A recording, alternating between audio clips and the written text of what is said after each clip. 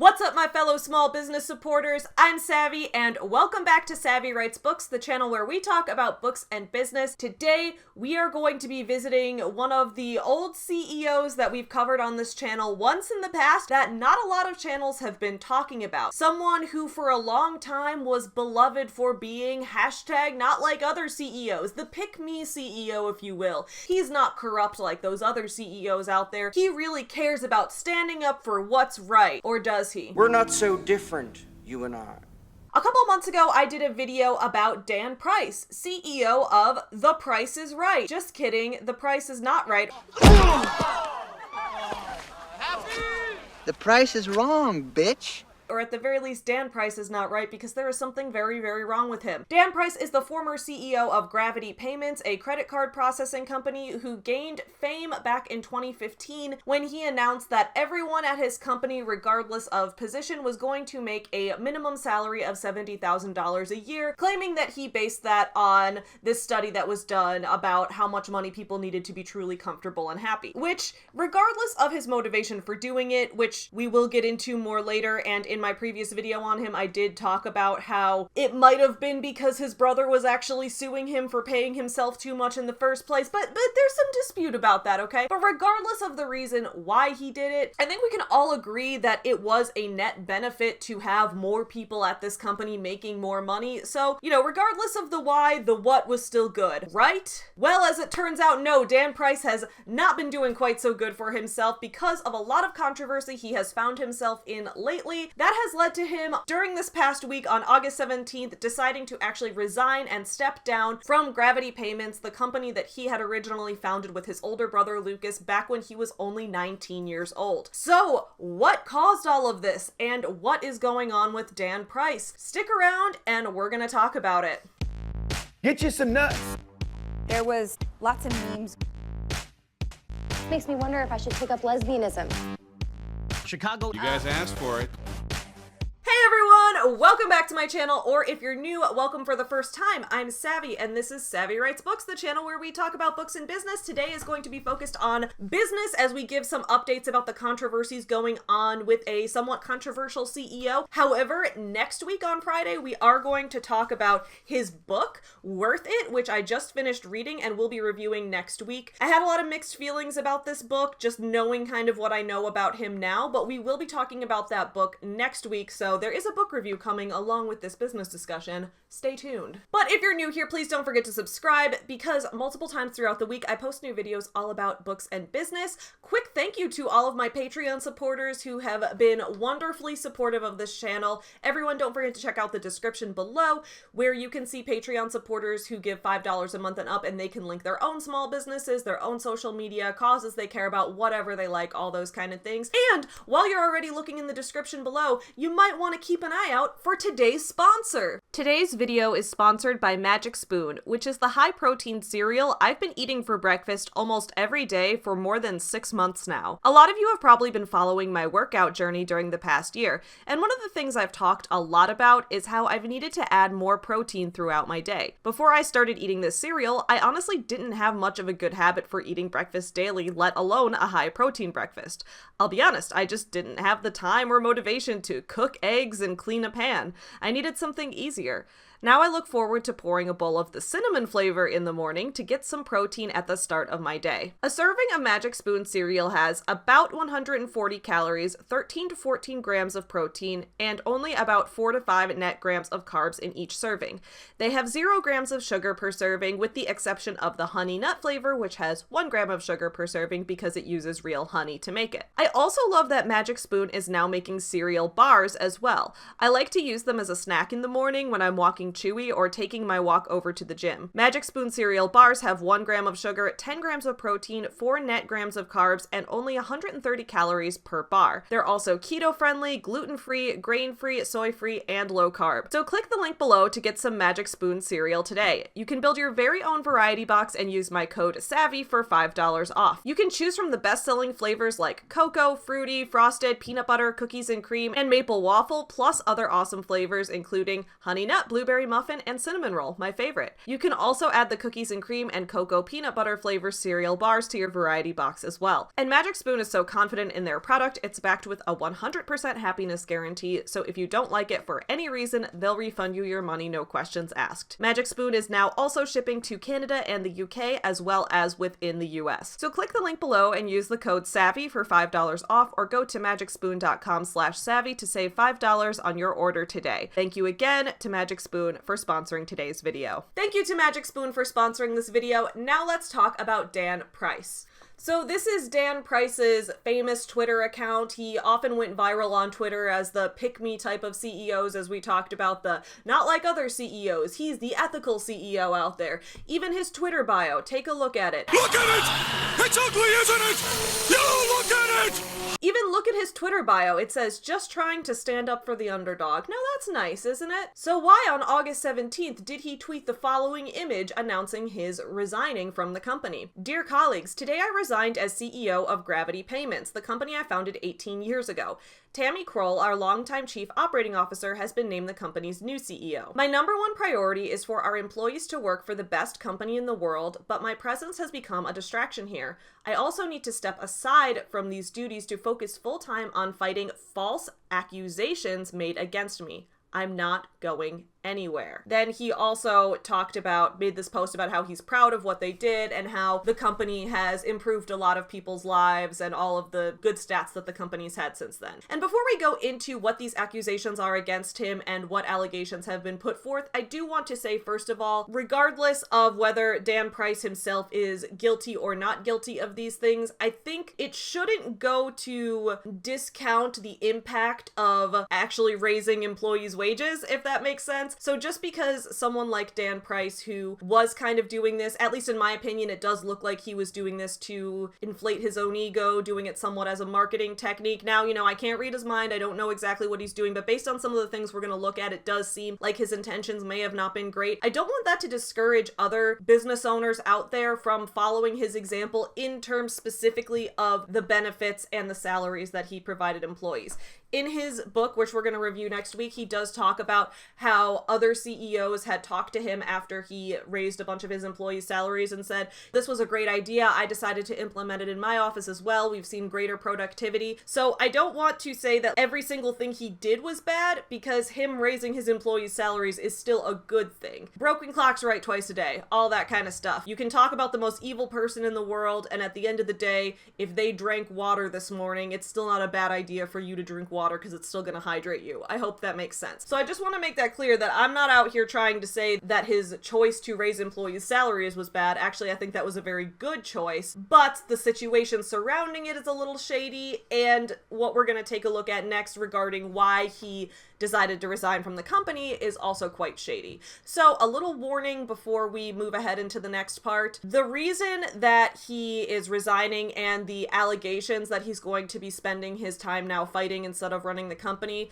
involve things related to hurting women, harassment, SA, and those type of things. So if that is something that is going to make you uncomfortable during this video to have me talking about those things, I completely understand if you want to turn off the video now, because that is kind of where this is going next. So I just wanted to give you guys that warning. Now let's talk about all of that. So a New York Times article recently came out. If you guys remember, in my first Dan Price video, I read a Bloomberg Business article about him that kind of gave a profile which included his ex-wife's allegations of physical abuse that she talked about in a TED Talk that she did, where she talked about the power of journaling to overcome trauma. She mentioned that she had an ex-husband who was abusive, and she didn't have his last name anymore. She wasn't really connected to him anymore. The TED Talk she was doing was unrelated, but people figured out that she was his ex-wife and that he was probably who she was talking about there. And then as the years went on, additional allegations from other women came forward about him using his position of power to take advantage of them, or being physically forceful in ways that made them uncomfortable and things like that.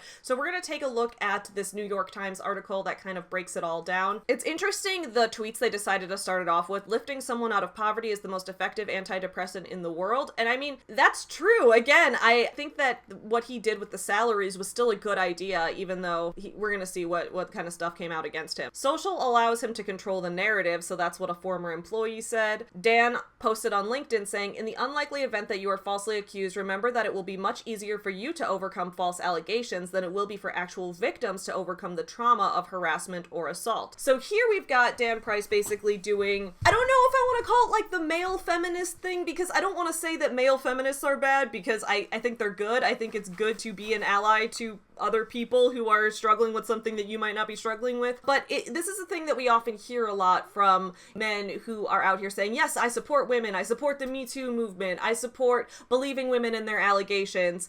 And he kind of set up this precedent that, like, okay, it's going to be easier for, this was before I think there were any allegations against him. This was him saying, we should believe women, we should believe these allegations when they come out, because it'll be easier for you as the person who is accused to overcome them than it will be for the person who actually went through that trauma to overcome their trauma. So I guess whether or not these accusations end up being false or true, again, these are all alleged right now. I am not a lawyer. I am not a police officer. I am not here to say who did or did not do what crime. I'm just going to report on what so far is known.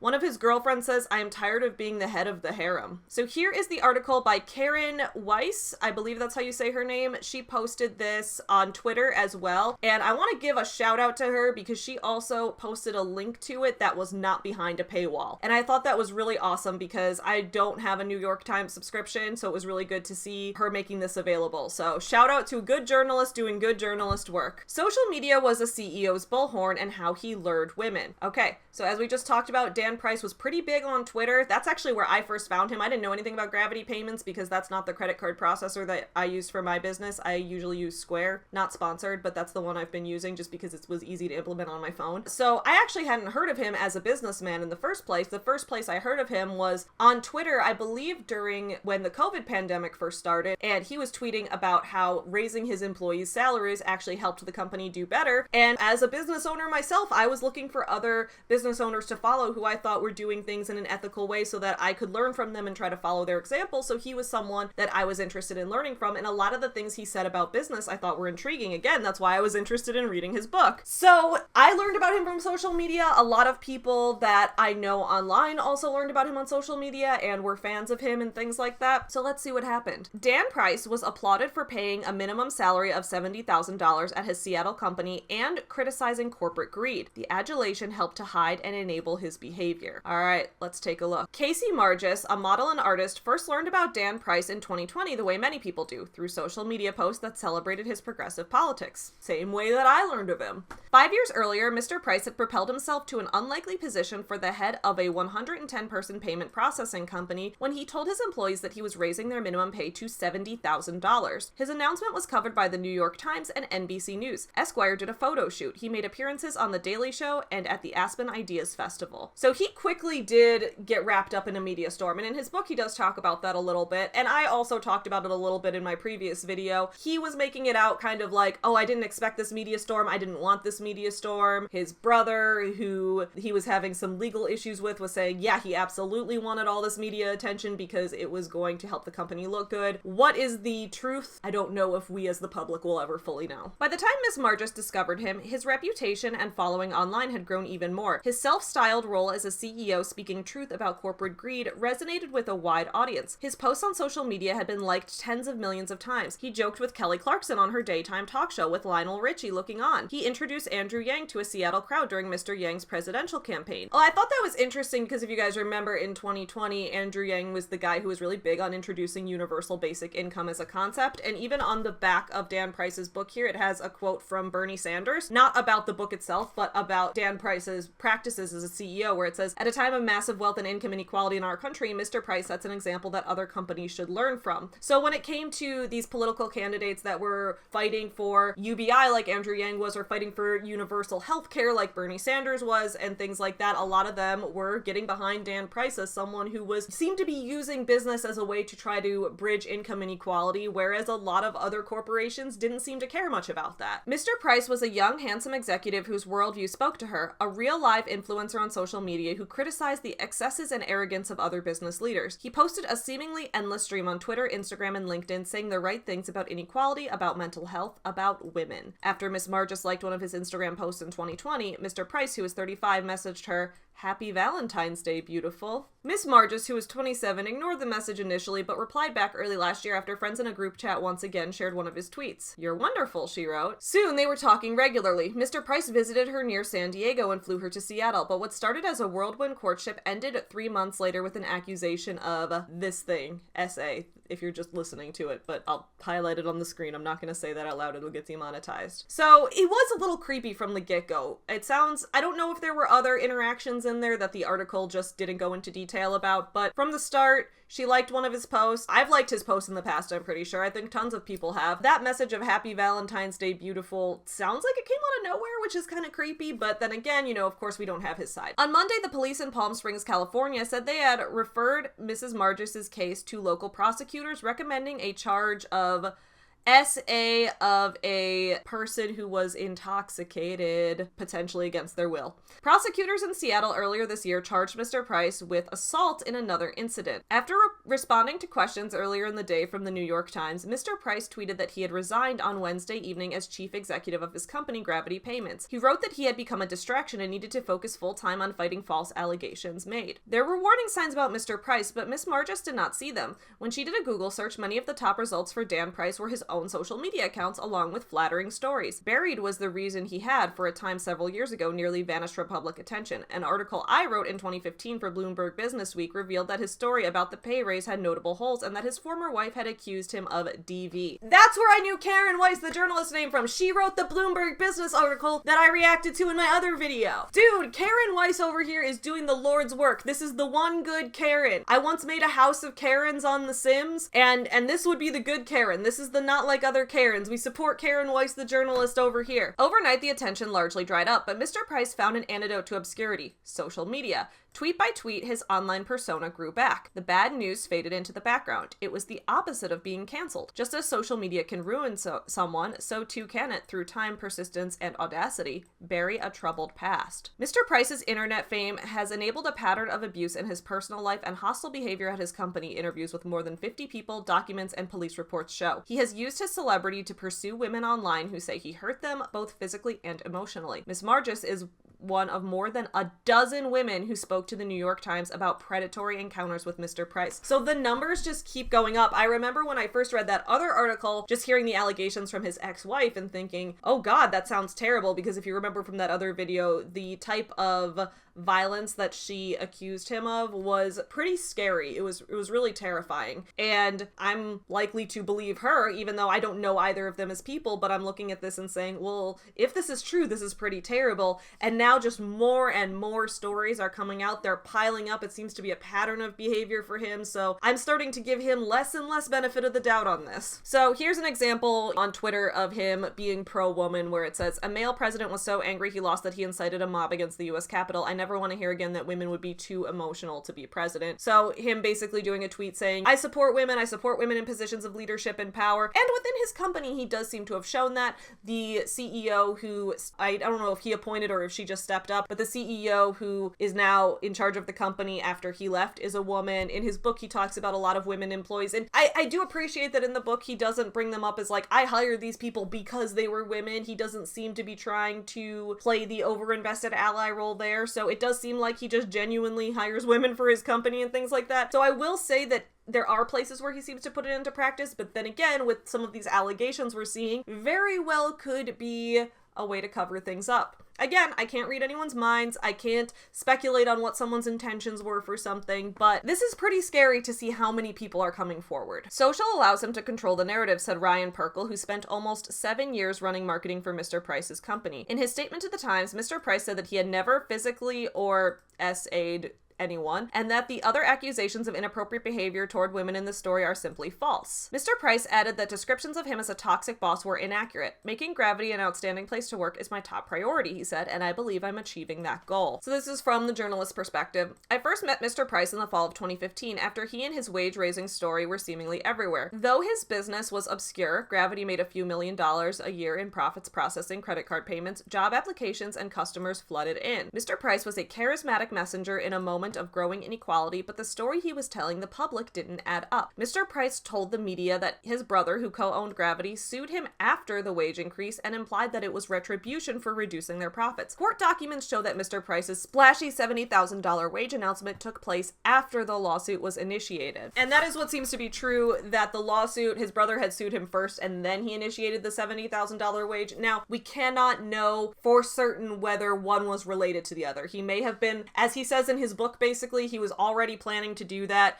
He was inspired to do it based on a hike he had with one of his friends, which we'll talk about more when we do the book review. But he was already planning to do that according to his side of the story, and then his brother suing him was unrelated. Meanwhile, his brother kind of tells a different story about it and says that Dan was paying himself too high of a salary for a CEO of his size, and so Lucas, wanting more in terms of payout for his shares of the company, thought it wasn't fair that Dan was paying himself such a high salary and so many bonuses. And so then Dan Price, potentially, according to his brother, allegedly, he then spun this as, I'm going to reduce my own salary so that I can increase all my employees' salaries, and that it was a spin on that. Again, each side is alleged. So this is a picture of his ex-wife right here. Mr. Price told media outlets that his divorce several years earlier was amicable, but his former wife, Christy Cologne, had given a TEDx talk in October 2015 in which she described their relationship as abusive. I don't know if I'm going to read all this out loud just because of how disturbing it is, but I'll have it up on the screen and you guys can look at it if you want. It's her reading from her journal about it, and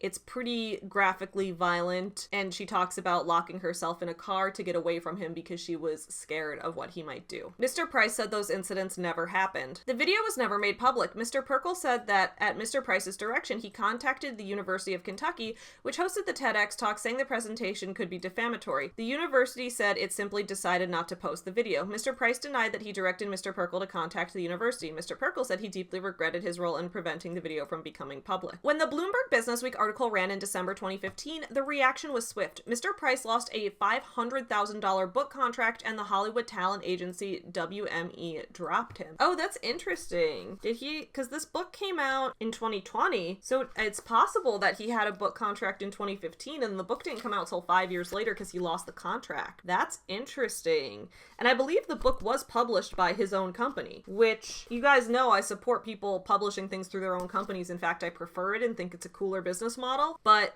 it's interesting that potentially the book was published by his company because he lost the contract with the other company. Interesting. I didn't know that. Okay. That'll go into next week's review. Shortly after the article published, Mr. Price pulled his staff into a conference room and told him that he had protected Miss Cologne. He said she was young and emotional. Oof, okay, well, this is maybe not good. He said he protected his ex-wife. She was young and emotional. It sounds like he's discrediting her a little bit. I'm not sure how I feel about this. There was a period of time where she just had a lot of trouble and she was acting crazy. He said, according to an audio recording of the meeting, I would restrain her, which is not right. Okay, so he does admit to restraining her, but he's saying that she was quote unquote acting crazy. Seems a little strange for someone who's a mental health advocate to justify physically restraining someone, unless he's trying to claim here that that he was physically in danger, in which case that could be a whole other can of worms, but there didn't seem to be any proof of that. So this is pretty suspicious on his, towards him. I'm not trusting him. Okay, so then it talks about, and this is also in his book, about how his employees got him a Tesla as a gift after the $70,000 wage increase because it was to kind of show their appreciation. So it says, but Alyssa O'Neill, the then 21-year-old employee who people thought had suggested the Tesla gift at the time, said in an interview that one of Mr. Price's senior lieutenants actually made the suggestion in a small meeting and told her to take credit. The stunt got attention from the mainstream press, but it quickly faded. Mr. Price later that year summoned a handful of his employees to his home so they could watch a documentary about the attempted comeback of Anthony Weiner, the New York politician caught messaging explicit photos to young female supporters. Ooh, you guys remember that? Remember when that happened? When oh God, that politician from New York?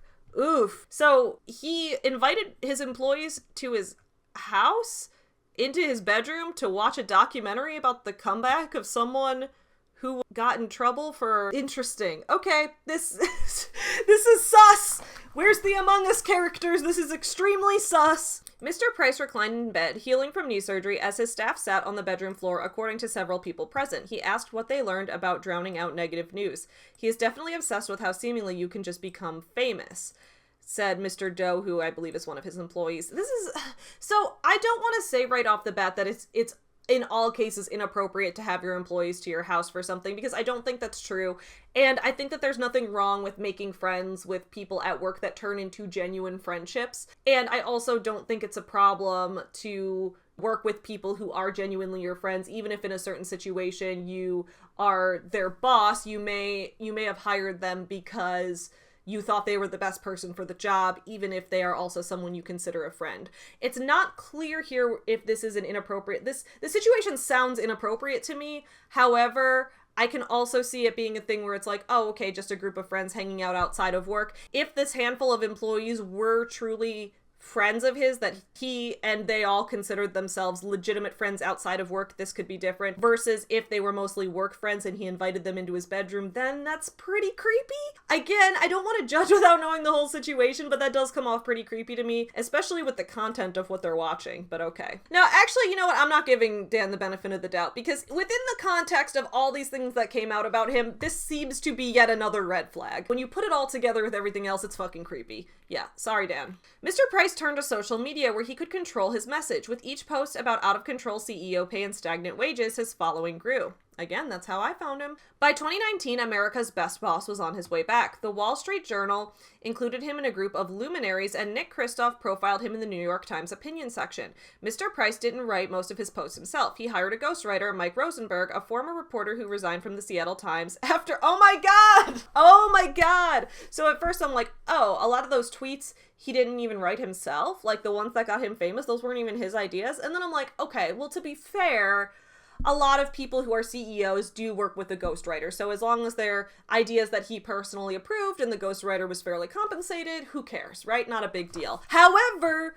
this reporter also resigned from the Seattle Times because he sent explicit messages to a female reporter in Brooklyn. So it seemed that this dude had to resign. So I'm not clear on the timeline from this article. Is it saying that this person resigned from the Seattle Times for sending explicit messages and the female reporter felt uncomfortable? Was it saying that that happened and then Dan Price hired him to be his ghostwriter afterwards, knowing that that had happened? Because if so, that's yet another red flag. But it's not clear to me if maybe he was writing for the Seattle Times and for Dan Price at the same time, and then he left both of those posts after the messages came out. It's not clear on the timeline here. I would say that is one critique I have of this article, is some of the timelines aren't extremely clear, and it's making it hard for me to know what is cause, what is effect, what came before, what came after. I'm not sure if that's intentional to try to push a certain message over another one, and if so, I think that is to the article's detriment,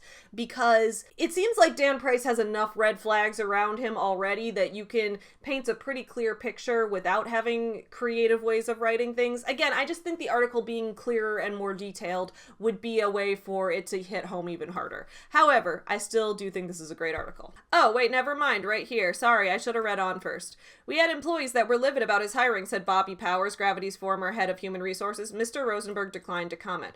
Okay, so apparently if employees were already livid about the hiring of Mr. Rosenberg, then it would seem that, yes, this happened after Mr. Rosenberg had already been in trouble with the Seattle Times. Okay. Mr. Price said he used social media to help Gravity attract customers and employees, saying that I get over 100 direct messages daily, and that he shared the company's story to inspire others. In a morning show spot in 2021, revisiting the wage increase, Mr. Price told CBS that he was way happier now. At Gravity, the CES correspondent added, "It seems like there's a lot of that going around. You never knew which Dan you were going to get," said Stefan Bennett, who worked at Gravity for almost 13 years.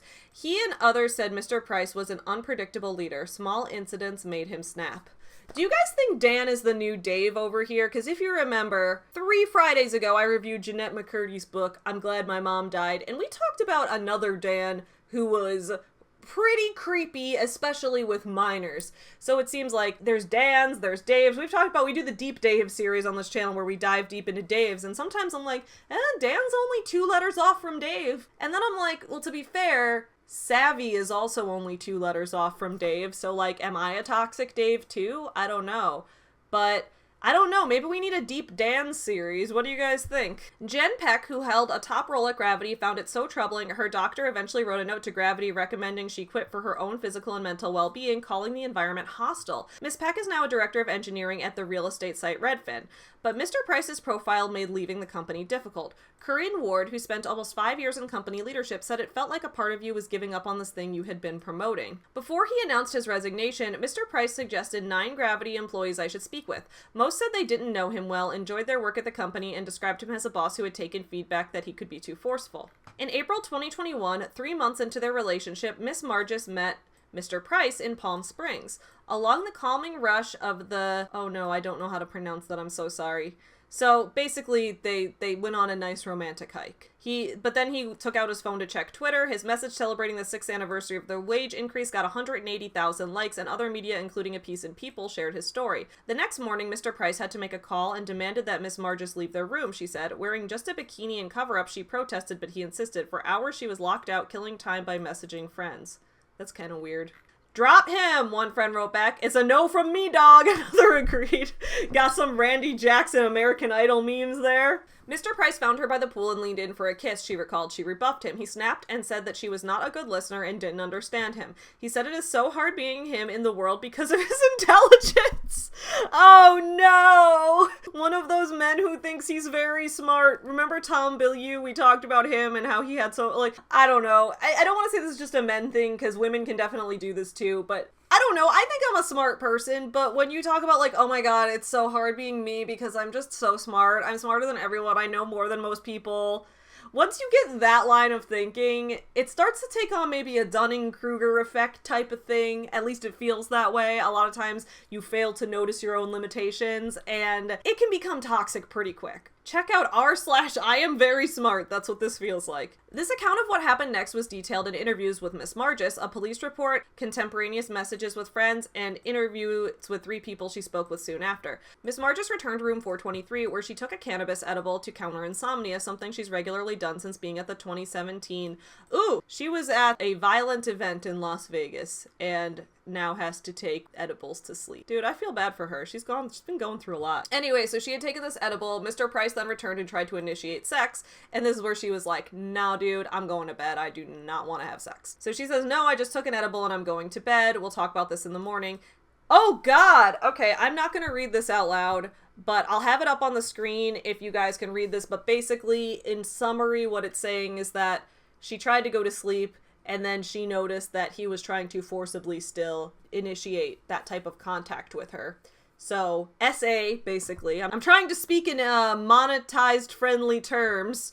And then she walked to the bathroom, and then she asked basically, you know, did you just do a SA to me, sir? And then he denied that that happened. He said, no, I did not. She was shaking so bad and could hardly speak, she would text a friend a few hours later, adding that he looked me dead in the eyes and said, what I know happened didn't happen.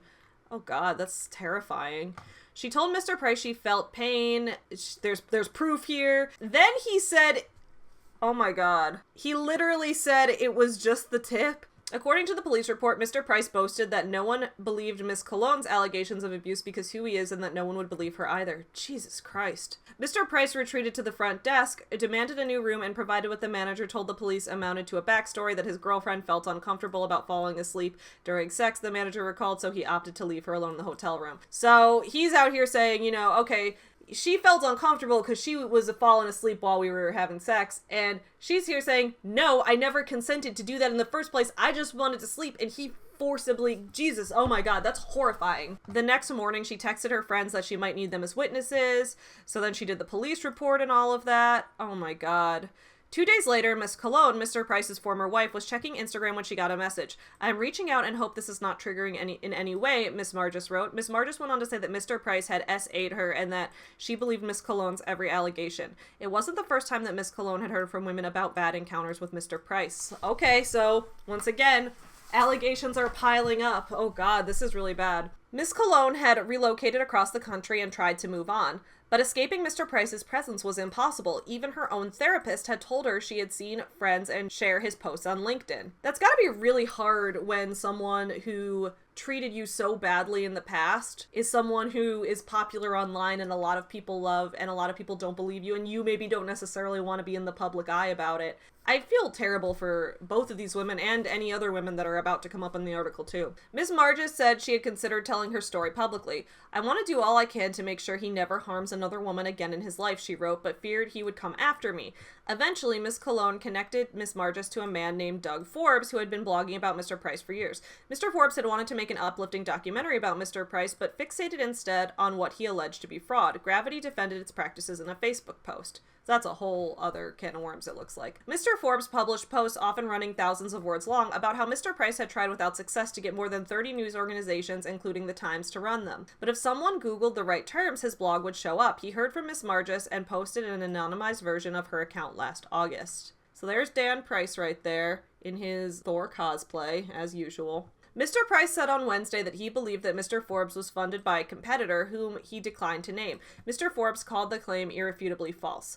Other women found the post based on Ms. Marges' experience and contacted Mr. Forbes, who published additional anonymous accounts and introduced several women to each other. That informal community of women that Mr. Forbes had helped forge also contacted me.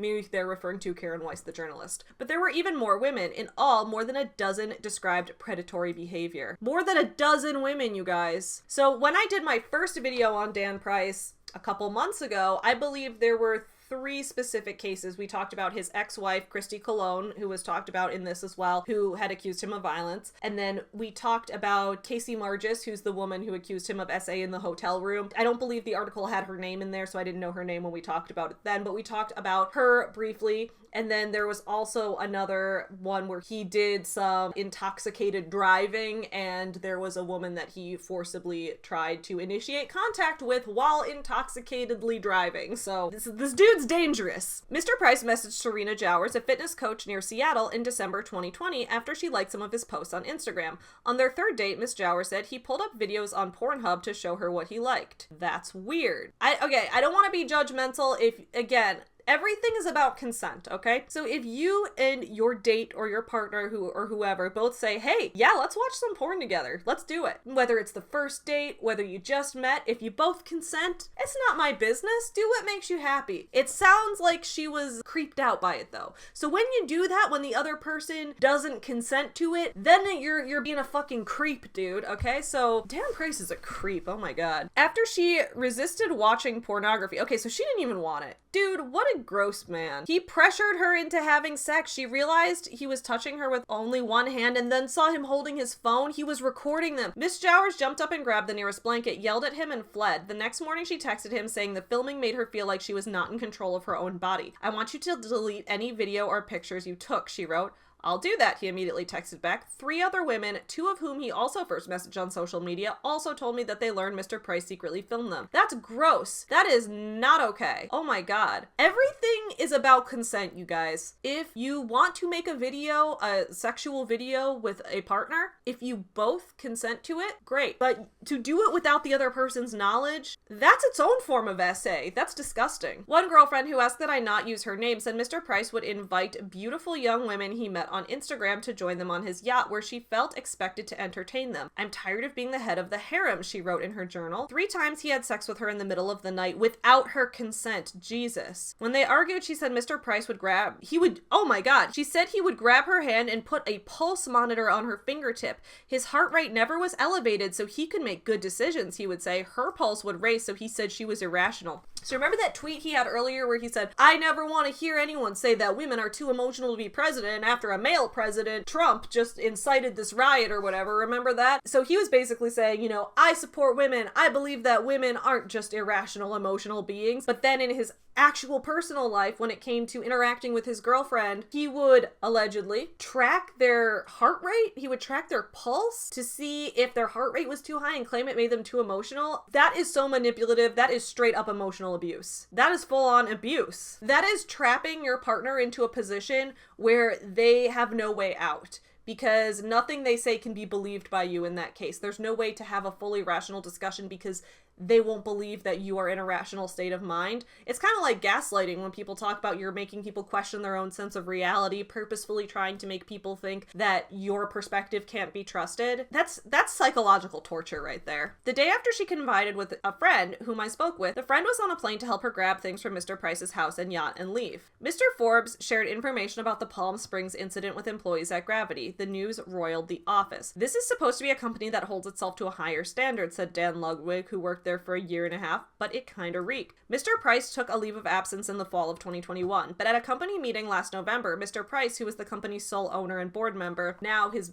older brother Lucas, who was his business partner, is not part of the company anymore. They had a whole lawsuit about that. Lucas is not a part of the company as an owner anymore. Late this January, Mr. Price met Shelby Alexandra Hain, an artist with whom he first messaged in 2019 on Instagram. Alright, so we're seeing a pattern here. Every time it starts with he met this new woman, who started when he first messaged her on Instagram. Every time we know something terrifying is about to happen. I greatly admire your adventurous spirit, he wrote to her, and you're super hot, lols. You're super hot, lols. Sounds like, you know, when the dude slides in your DMs. You're super hot, LMAO, JK, just kidding, unless... Ew. They exchanged messages. Miss Hain, then 24, shared that she had recently graduated from college. He shared a clip of himself on Fox Business saying, "Here's my morning so far." Mr. Price proposed times to meet, but Miss Hain brushed him off. A few months later, he tried again. I believe this... Yes, so this is the woman that they're talking about now. People she admired regularly reposted items from Mr. Price, and when she ran across Mr. Forbes' blog, she wondered, is this just some person with a vendetta? She said she hoped that Mr. Price could provide advice and connections to integrate activism into her art. She and her boyfriend decided it was worth meeting him, even if he might expect a date. Alright, so she already had a boyfriend, and... That's interesting. See, I kind of get where she's coming from here too, because she saw this blog and was like, okay, there's a lot of allegations, but it seems to be all coming from this one person, so we don't know every side of the story. She's looking at it and saying, okay, you know what? This person is doing some pretty cool things in business, and maybe he can be a connection that can actually help me out. I can't fault her for that. I wonder what he thought of, like, was gonna happen when she had a boyfriend, though. Although, I don't know, maybe he thought that she was, like, polyamorous or something? I don't know. You're doing the most impressive things, Miss Hain wrote to Mr. Price in December. In January, they had dinner at a restaurant in Seattle's Capitol Hill, where she said they discussed politics. What happens next was detailed in interviews, a police report, and text messages. Of course it was in a police report. What did he do this time? As the restaurant closed, her Uber app wasn't working, and Mr. Price suggested they stay in his warm Tesla as she downloaded it again. Sitting in the front seats, he tried to kiss her and grabbed her throat, she told police. Oh my god. She then called her boyfriend, pretending he was her brother, and asked him to rush and get her. Mr. Price spent north driving her to a park and ride. Okay, so he forcefully, yeah, oh god, that's scary. She was scared because he was very drunk, the police report said. Mr. Price raced up the top floor of the parking lot, drove the car in donut circles, and pulled into a spot, she told the police. He reached over to kiss her, and oh my god, this is violent. This is disgusting. That's violent. I'm not reading that out loud. Oh my god. And then he let go. I'm too drunk, Miss Hain recalled him saying as he went into the backseat to pass out. As her boyfriend Jesse Snowden pulled up next to them, she jumped in and pointed her fingers forward and was like, go now. When she described what just happened, Mr. Snowden remembered Mr. Forbes' blog. Miss Hain wrote him to share her story. Miss Forbes connected her to Miss Margis, Miss Cologne, and several other women. I told her she should call the police and file her report, her father Steve Hain, a criminal defense attorney, told me. Miss Hain is not the only woman who described Mr. Price's hands on her neck. Oh my god. Danny Eskinney, an activist for transgender rights, remembered her first date with Mr. Price a decade ago when they met on OkCupid. After a pleasant time at a bar, he walked her back to her apartment building, which they entered through the garage. When she would not invite him upstairs, he snapped, she said, and pushed her against a wall. Jesus. And then it gets more violent from there. The words are up on the screen. I'm not going to read them out loud. She said he tried to laugh it off. I thought, this is what girls like, she recalled him saying. Oh my god, I hate this so much. Mr. Price has gained hundreds of thousands of followers online since Miss Margis fled Palm Springs last April. On Monday, the Palm Springs Police Department submitted its investigation to the Riverside County District Attorney, recommending a charge of SA. Miss Margis said she feared backlash online if she accused him publicly. She had received threats after appearing in a BuzzFeed video about the violent event in Las Vegas, and because she modeled swimsuits, she worried people might say she had asked for it, which that's really scary. I feel really bad for her. I hate that that's even a thing that women have to fear, that if you come forward about this, they're gonna look into you as a person and determine if you have been presenting yourself in a pure enough way. That's so disgusting. I hate that that whole victim blaming culture is just disgusting. But in February, something changed that made her think she could be believed. Prosecutors in Seattle charged Mr. Price in Miss Hain's case. So that was from that article. This was like the final article that I read in the previous video, where Miss Hain's case was the one one where he drunkenly attacked her in the car. And that was the most recent one, and it seems that, yes, he did actually get charged that time. The city brought 3 charges against him: reckless driving, assault, and assault with SA motivation. The Seattle Times reported on the case in April, and Mr. Price went from posting multiple times a day to going totally dark on social media. Later that month, Miss Haynes said the prosecutor told her that the city might drop the charges after seeing that some of the earlier Instagram messages she exchanged with Mr. Price were flirtatious. Her father, a lawyer, wrote a stern letter, and Mr. Forbes, the blogger, emailed several women urging them to share their stories and Instagram screenshots with the prosecutor. On May 31st, Mr. Price appeared stone-faced, his long hair looking slightly damp, on a court video conference. Prosecutor had dropped the charge for SA, but proceeded with the case for reckless driving and assault. Mr. Price's lawyer entered not guilty pleas on his behalf, and the judge issued a non-harassment order until a trial scheduled for October. So we're gonna have to wait and see what happens in October when this goes to trial. I'll probably revisit the topic then. I trust the legal process, and I am looking forward to presenting my defense and proving my innocence, Mr. Price said in his statement to the Times. He began tweeting again in mid-July. He got 500,000 likes in his first week back. And that's because I believe that a lot of people did not know about this side of him. When I did my video about him, a lot of people were really surprised. And you know, when I first heard about this side of him, I was really surprised too, because I had learned of him as like, look, this is a CEO who might be trying to do things in a more ethical way. And I liked his message at first too. I think this one tweet that I saw about him really kind of sums up what one of the many things about the situation that is really so terrifying is. And that is this tweet right here that says, I feel like Dan Price is the perfect example of what a domestic abuser actually looks like. People expect them to look like a scary, sullen caricature of violent men, and of course some do. But more often than not, they look like Price, which is to say, harmless. And this is one of those cases where it's like, yes, a lot of times when we hear about these truly violent and horrible things that humans are capable of, we picture them like this movie villain. We picture them as this monster, this horrible person, someone who looks creepy from the outside. But a lot of times people, you can't tell from the outside. You never know who could be this type of person. And that's why it's so important to listen to the stories of victims who come forward about these things. So as of last week, Dan Price has now officially resigned as the CEO of Gravity Payments. I believe Tammy Kroll is her name, has been promoted in his place to the new CEO role. We'll have to wait until October when the current case about Miss Haynes, when that one goes to trial, to see what ends up being found and what ends up happening. Again, everything I said is alleged in this video. I am, in my personal opinion, choosing to believe the victims in this case because there are just a lot of accusations against him. A lot of them are detailed. A lot of them involve police reports. A lot of them involve very specific things, and it's just such a pattern of behavior that it really does seem like he was abusing his position of power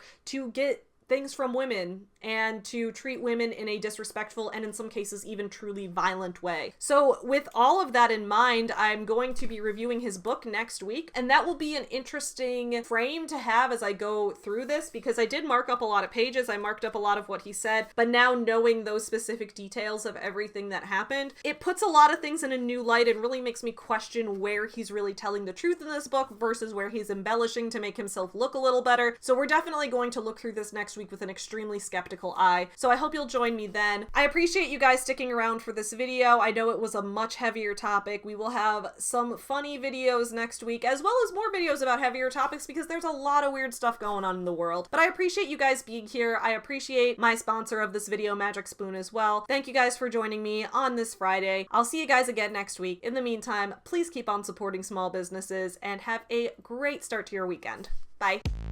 Get you some nuts. There was lots of memes. Makes me wonder if I should take up lesbianism. Chicago. You guys asked for it.